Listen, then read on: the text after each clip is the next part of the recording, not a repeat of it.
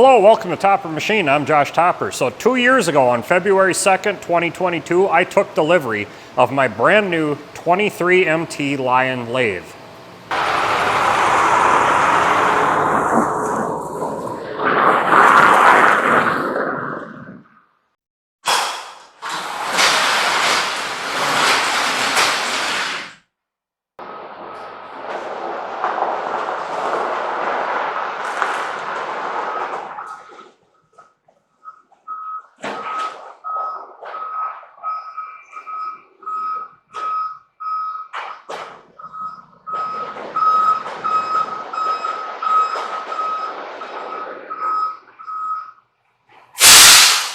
So in the 2 years that I've had the Lion, I've done several videos and had a lot of really great questions and comments about the machine, and I decided that we're going to do a full 2-year review of the Lion Lathe. I've had 2 years of good steady use here in the shop, and I'm going to just run you through all the pros and cons and talk about why I chose the Lion and just give you the honest truth from an operator of the machine. We'll start right here at the headstock. One thing that I really do love about this machine is you have inch, metric, and diametral all in one. Everything is here. It's just a matter of, for diametral, you change out one of the quadrant gears, real simple. But otherwise, you have so much range of feeds you can change out to. Just very, very well thought out. Something I didn't have on my other machines. I've run all the old American stuff.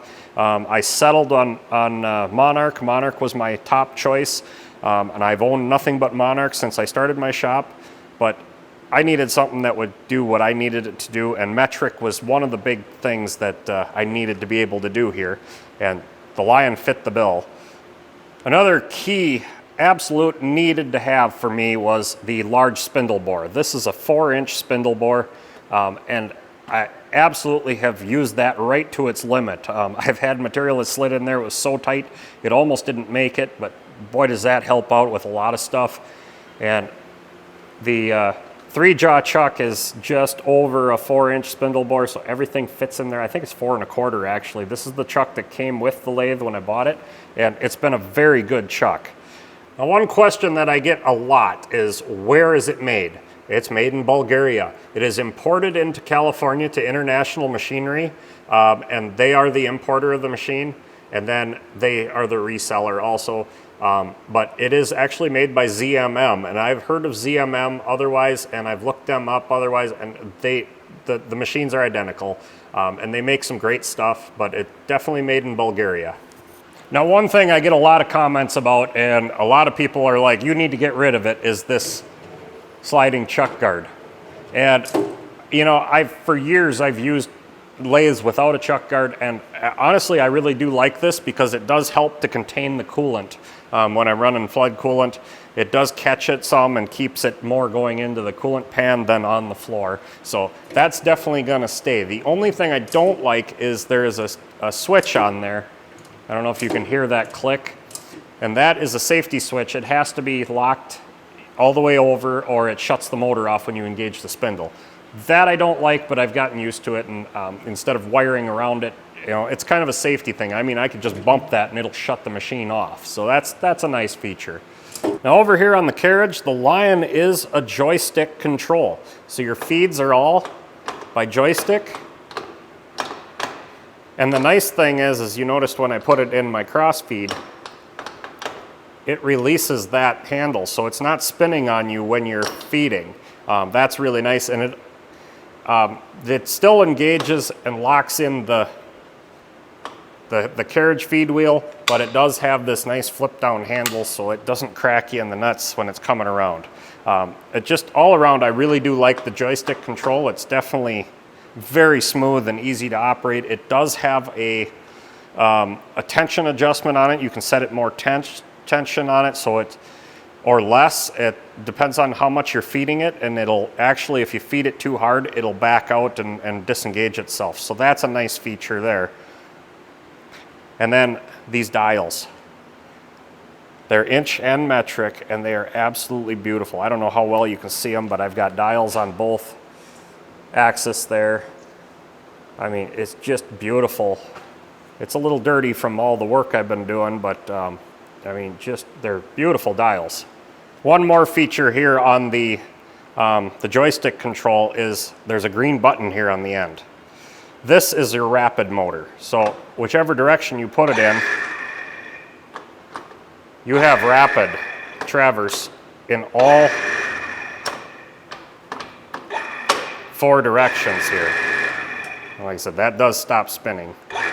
But yeah, it's just definitely a nice feature that really has helped me out a lot in a lot of things. So I'm not cranking so much back and forth. Another feature I absolutely love about this lathe is the tailstock. It is a 2-speed tailstock. So you've got your high speed, so I'm just cranking it normally, comes out pretty good. And then you got your low speed. There we go. And I'm cranking at the same speed. Look how much slower that is. So you can really put some serious torque. It's a 1-to-1 or 1-to-4 gear reduction. A very nice feature. I really do like that. And the tailstock is super easy to use. It's heavy, but it slides real nice. It's been an absolute joy to work with this tailstock, actually, compared to some of them I've used in the past. Now, the absolute #1 reason I went with the Lion, and well, over any other manufacturer out there, is the clutched headstock. Lion and Summit were the only 2 manufacturers that offered a clutched headstock, and I wasn't going to look at anything that wasn't. And quite honestly, I wasn't going to buy a Summit because I've talked to many owners and I've dealt with them firsthand. They're just not as good of a machine, not as nice. They take some work once you get them in. So I went with the Lion because it comes into the US all built, tested, ready to run. Just a much superior product, but the clutched headstock is absolutely necessary. I mean, you got forward and reverse. Reverse runs a little bit higher speed, so if you're tapping, you can back out faster. It definitely has been a just absolute joy to run this clutched headstock. It is a multi-disc wet clutch also, so it doesn't wear. I have not adjusted it. I have not adjusted it at all. I haven't had to. Even after break-in, it still snaps in nice and tight. Everything about it has been good. I've adjusted the brake, but that's it. Now it comes with the full splash guard here and the chip pan, which is a drawer, and you can pull that whole drawer out for cleaning. That's been really nice. And a coolant tank and pump down here, and I've been using that quite a bit. The coolant has been really handy. Usually I don't have coolant on a lathe just because of the mess. And if you watch any of my other videos, which I did a recent one, it comes with a follow rest, a 3-point follow rest, and it comes with this steady rest. And then I bought the bigger one that I think will do 13-inch capacity. I bought that separate, and I've used both of them quite extensively for a lot of the stuff I do. It's just that big one was well worth the money I spent, and the follow rest I've used a couple of times since getting the lathe in 2 years. So overall, for 2 years of running this machine, I have been extremely happy with it, with the exception of a few things, and let's get into those. One of them should be very, very obvious. The half nut lever. That's very low. And there's something else. Right here is the feed dial. So where your numbers are for engaging your feed nut, so you get your same location, depending on the thread pitch you're cutting, or if you're cutting metric or whatever. I have actually wrapped my knuckles on that because it's a little tight. I may bend this out yet, but I mean, like I said, that's a long ways down there, long stroke. I'm used to the Monarchs where it's up high and it's just a short little snap of the wrist. I've gotten used to it. I've gotten very good at just grabbing it right on the end or doing like this. And I've gotten really used to, after twice of tearing up my knuckles, I figured that one out real quick, and we don't have that problem anymore. But it's something to definitely watch for. If you're gonna buy a Lion, watch your knuckles right there. That'll get you. One more thing that I really don't care for, but I've gotten quite used to it, I do it twice a day now when running it, is this little knob right here. You push it in and turn it over. That is how you oil your ways. Now, you got to watch it, because if you leave it on, it'll dump all kinds of oil out, but just a couple times a day for a little bit, make sure you pump oil up onto the ways. And even with that knob pumping oil up onto your ways here, it does not oil your cross slides. So you've got these little button oilers here. These are for the outer ways, and then this is for the cross feed nut.